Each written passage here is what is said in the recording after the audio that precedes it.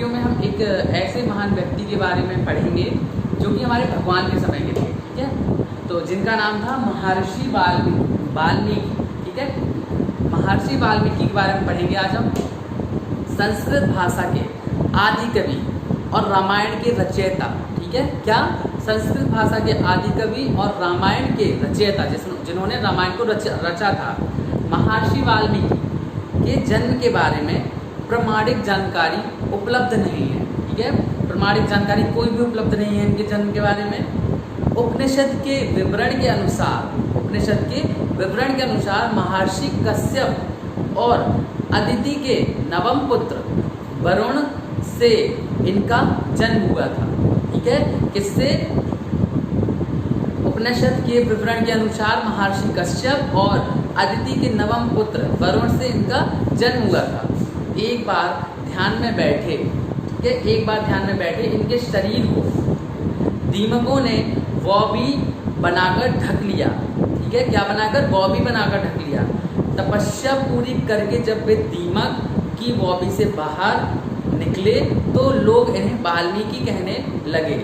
दीमक की वॉबी को भी वाल्मीकि कहते हैं, ठीक है। एक दिन इसी नदी के तट पर इनके सामने व्याध ने क्रौंच पक्षी के जोड़े में से एक को मार डाला, ठीक है। तब दयालु महर्षि वाल्मीकि के मुख से इस करुण दृश्य को देखकर एक छंद निकला, ठीक है। क्या निकला? एक छंद निकला। यह संस्कृत भाषा में प्रथम अनुष्ठुप छंद का श्लोक था। भगवान श्री राम की कथा के आधार पर, इसके आधार पर, भगवान श्री राम की कथा के आधार पर महर्षि वाल्मीकि ने रामायण महाकाव्य की रचना की थी, ठीक है। सीता जी ने अपने वनवास का अंतिम समय महर्षि के आश्रम में व्यतीत किया था। क्या किया था? सीता जी का जो वनवास का अंतिम समय था वो इन्हीं की कुटिया में, इन्हीं के आश्रम में, ठीक है, व्यतीत किया था। महर्षि वाल्मीकि के आश्रम में ही महर्षि जी का जो आश्रम था, यहीं पे लव और कुश का जन्म हुआ था। इसका जन्म हुआ था लव और कुश का, ठीक है। लव कुश की शिक्षा दीक्षा महर्षि वाल्मीकि की देखरेख में हुई थी। लव कुश की जो शिक्षा और दीक्षा थी वो भी महर्षि वाल्मीकि के देखरेख में हुई थी, ठीक है।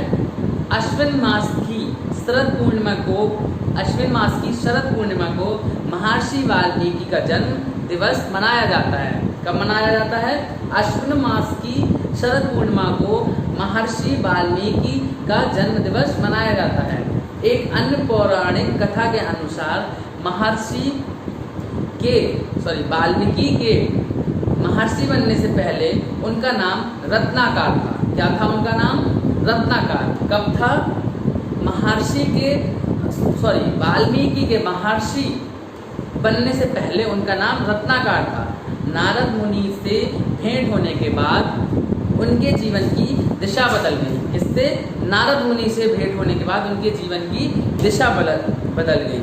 महर्षि वाल्मीकि ने प्रथम महाकाव्य रामायण की रचना करके प्राणियों को सद्भावना के पथ पर चलने को प्रेरित किया, ठीक है बच्चों। तो ये जो है आपका जो पाठ नहीं है, ये लेसन नहीं है कोई, इसमें बीच में दिया गया है, ठीक है, 5 पार्ट के बाद। तो इसको आपको एक बार और अच्छे से पढ़ना है और महर्षि वाल्मीकि के बारे में अच्छे से समझना है और जानना है, ठीक है। इसके बाद हम अगले वीडियो में मिलेंगे अगले चैप्टर के साथ, प्राकृतिक सीख, ठीक है। तब तक आप पढ़ते रहिए, खुश रहिए। Thank you.